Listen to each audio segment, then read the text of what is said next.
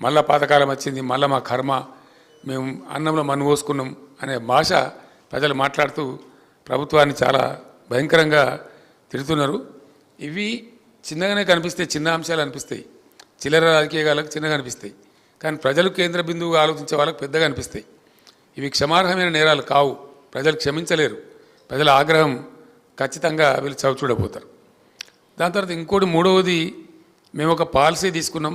శాసనసభలో కూడా నేను చాలాసార్లు కుండ బద్దలు కొట్టినట్టుగా నేను చెప్పిన, వ్యవసాయానికి మేము అత్యంత ప్రాధాన్యత ఇచ్చినాం. అనేక వేల కోట్ల రూపాయలు ఖర్చు చేసినాం.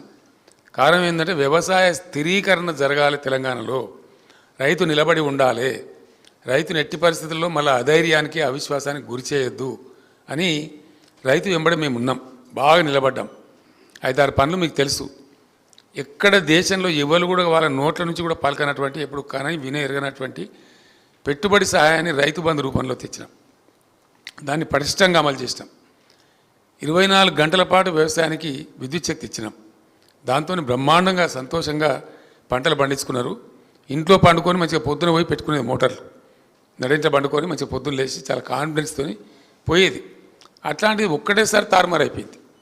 వ్యవసాయ విద్యుత్ శక్తి కనెక్షన్లు పోవటం, మోటార్లు కాలటం, మళ్ళీ రాత్రిపూట బావుల కాడికి పోవాల్సిన దుస్థితి రావడం చాలా ఆగ్రహం తెప్పించింది రైతాంగానికి. అది అరే ఇంత లోపలనే, ఇంత తొందర లోపలనే ఇట్లయితుంది.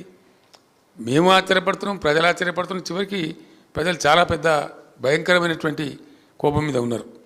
3-4 స్టెప్స్ అండి. ఒకటి రైతు బంధు ఆగం చేసినారు, పెట్టుబడి సాయం ఇవ్వలేదు. నేను అన్ని సభలలో ఓపెన్గా అడిగిన, చాటుకు అడగలేదు రూమ్లో. రైతు బంధు అందరికీ వచ్చిందంటే రాలేదు అని ప్రజలు మొత్తుకోవడం మీరందరూ కూడా టీవీలలో చూసుంటారు బహుశా. చాలా భయంకరంగా ప్రజలలో ఆగ్రహం తెచ్చింది. కరెంటు పోవడం అనేది రెండవ ఆగ్రహం తెచ్చింది. మోటార్లు గాలిపోయి పంటలు ఎండిపోవడం మూడవ ఆగ్రహం తెచ్చింది. అదేవిధంగా వీళ్ళు చెప్పింది ఏంది, కేసీఆర్ గారు 10,000 ఇస్తున్నారు, మేము 15,000 ఇస్తామన్నారు. కనీసం ఆ 10,000 కూడా వేయలే. ఆ 10,000 వేసిందంటే అది కూడా వేయలే, అది కూడా వేయలేకపోయినారు. కారణం ఏందో ప్రభుత్వానికి తెలియాలి, వాళ్ళ గొప్ప మేధావితనం ఏందో, మరి దాని సంగతి ఏందో నాకు తెలియలే, నాకు అర్థం కాలే. కానీ ఇప్పుడు డెఫినెట్గా ప్రజల యొక్క కోపానికి గురికాక తప్పదు.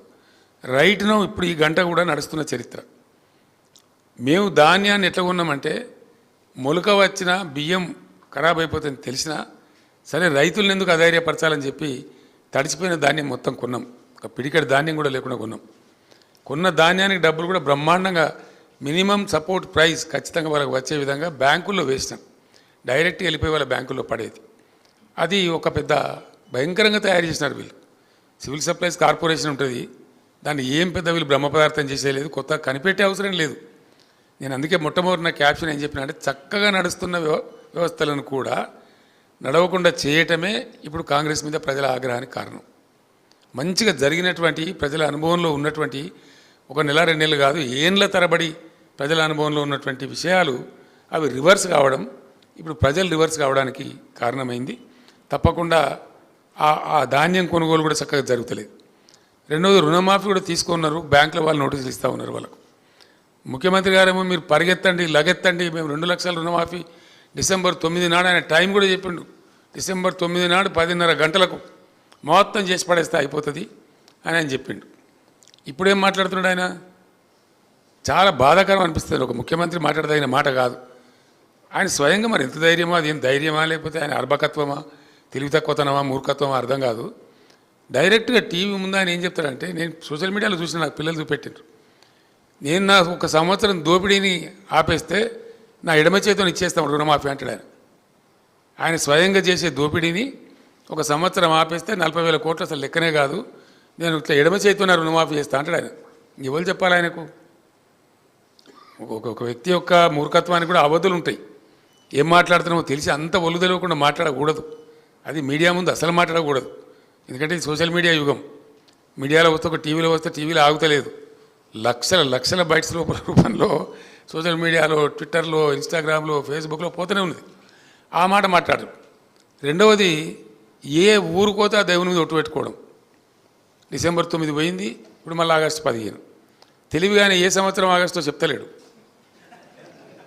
ఈవెన్ అయ్యాక అర్థమైతే లేదు, అది ఏ ఆగస్టు అర్థమైతే లేదు. నేను ఆగస్టు అన్నా కదా, వచ్చే సంవత్సరం ఆగస్టు అంటాడు రేపు. అప్పుడు ఏం చేయాలా? ఇటువంటి అనుమానాలు నేను చెప్తున్నా కాదండి. నేను సాయంత్రం పూట వెళ్తుంటాను, ఎందుకంటే బాగా 46-47 డిగ్రీలు ఎండ ఉండే